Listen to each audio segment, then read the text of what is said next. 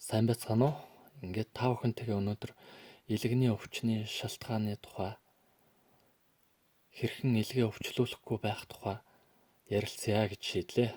За, илэг гэж ямар эрхтэн бэ гэдгийг эхлээд авч үзье. Илэг бол хүний 5 цул эрхтний нэг. Хүний биеийн амин чухал эрхтэн билээ. За, илэг ямар онцлогтой вэ гэхээр зэрэг хүний биеийг хоргоожуулж байдаг лаборатори буюу цусан дах хорыг цэвэрлж байдаг. Хүний биеийг хоргоужлээс хамгаалж байдаг. Тийм эрхтэн байх нэ. За, илгэний өвчний шалтгаануудад юу ордог вэ гэдгийг эхлээд дурдъя. За, нэгдүгüрт бол илгэний өвчлөлт бол илгэний А, Б, С, Д гэсэн вирусууд маш их нөлөөлж байдаг. За, А вирус жишээ нь юугаар үүсч хүний илгийг өвчлүүлдэг вэ гэхээр зэрэг А вирус бол ерөөсөө бохир ахуй орчноос шууд хамааралтай байдаг. Ийм учраас илгэний А вирусыг бохирын вирус гэж эмч болон судлаачид хэлэлцдэг. За, дараачих нь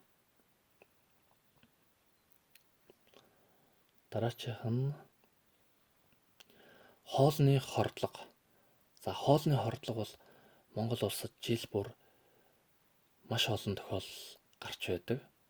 Хэд хичнээн хүн хоолнд хэд удаа хордлого болж байгааг бол бид мэдэх аргагүй. Манай эцэг эхчүүд хоолны хордлогыг нэг их ач холбогдол өгөхгүй өнгөрөөдөг. Гэтэл хоолны хордлого гэдэг бол хүний бүх бие организмыг хордуулж байдаг. Тэр организмыг хордуулсан бүх хор юугаар дамжиж цэвэрлэгдэх үү гэхээр өнөө л бидний яриад байгаа илгээр маань дамжиж хоргоождаг, хорн гадагшилдаг. Ингээд ирэхээр хордлого бол илгэнд асар их ачаалал өгдөг. Илгийг маш их муутгадаг зүйл. Ийм болохоор хүн хоолны хордлого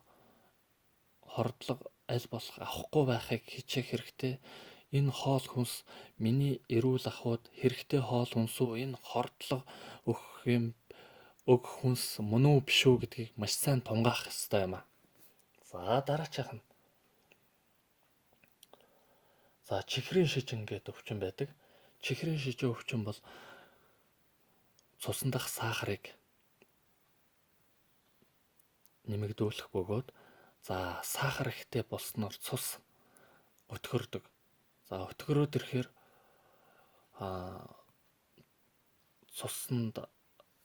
цусны хөдөлгөөн удаашрна, захын мэдрэлийн системүүд рүү цус очихоо болно. Судас бөглөрөлт үүсэх нөхцөл бий болж байдаг. Үүгээрээ дамжаад шарх идэхээ болдог. Бүх эргэтэн систем тогтолцоог тэр чигээр нь өвчлүүлдэг ийм айхтар өвчин байна. Ийм болохоор чихрийн шижин өвчнөөс аль болох сэргийлэх хэрэгтэй. Үүний тулд биеийнхаа жинг барьж байх нь нэн тэргүүний шаардлага юм. За, дараачих нь өвчлүүлдэг шалтгаан юу вэ гэхээр баталгаагүй хоол хүнс. За, баталгаагүй хоол хүнс гэдэгт юу орох вэ гэхээр маш их химийн нэмэлт бүтээгдэхүүн, консервант, өнгө оруулагч, амтлагч орсон элдв төрлийн бүтээгдэхүүнийг аль болох хэрэглэхгүй татгалзаж байгаасай гэдгийг зөвлөж байна. Энэ болгон бол хүний амаар дамжаад цаашлаад цуснд орж шингэн. Эдгээр нь хүний цусыг хордуулдаг, бохирдуулдаг. Энэ болгоно илгэн дээр очиж шүүж цэвэрлэх үйл ажиллагаанд нь ачаалал өгдөг. Үүний улмаас илэг өвчлөх шалтгаан болдог. За, цааш нь илгэний доргилт гэмтэл. За, илгэний доргилт гэмтлийг бол авахгүй байх хэрэгтэй. Илгэний доргилт гэмтлийг бүх төрлийн авт болон ахуйн осол гэмтлээс авах боломжтой байдаг. Ийм болохоор эдгээр осол гэмтлээс хол байх хэрэгтэй байна. За дараа нь амны хөндий түүний ариун цэврийг байнга сахиж байх хэрэгтэй. Өөрөөр хэлбэл манай иргэдийн дунд хоолой нь өвдчихсөн, хоолойны ангина буюу хэрх өвчнөд хоолой нь бүр эдэлчихсэн байхад түүнийг эмчлүүлэхгүй яваад байдаг. За хоолой нь өвдсөн байхад үр хөвгтөө амнаас ам дамжуулж хоол өгч байх тохиолдол байдаг. Түүнийг бол бүрэн хориглох хэрэгтэй. Дээр нь хэд хэдэн шүтэн хорхойтчихсон шүдний кариес буюу шүдний хорхоо үсээд өвдчихсөн. Тэгээ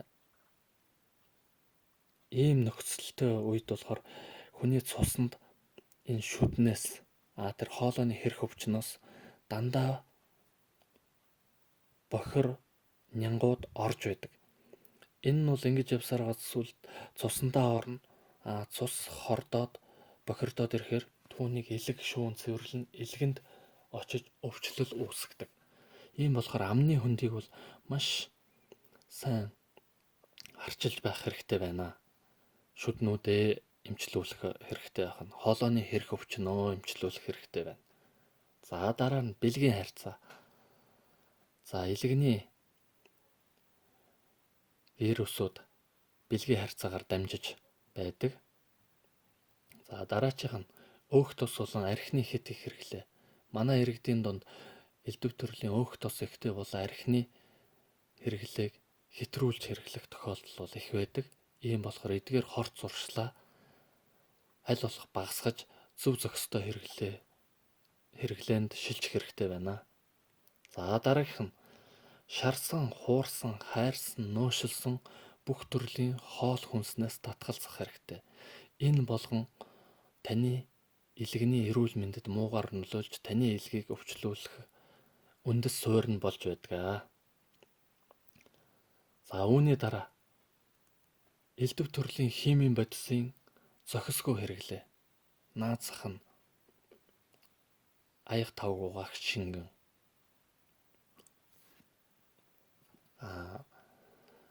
үсний будаг. За бүх төрлийн химийн бодисуудын хэрэглээгээ зохистой төвшөнд барьж хязгаарлаж байснаар таны илгэний эрүүл мэндэд сайнаар нөлөөлөх болно. За ингээ анхаарал тавьж сонссон та бүхэндээ баярлалаа.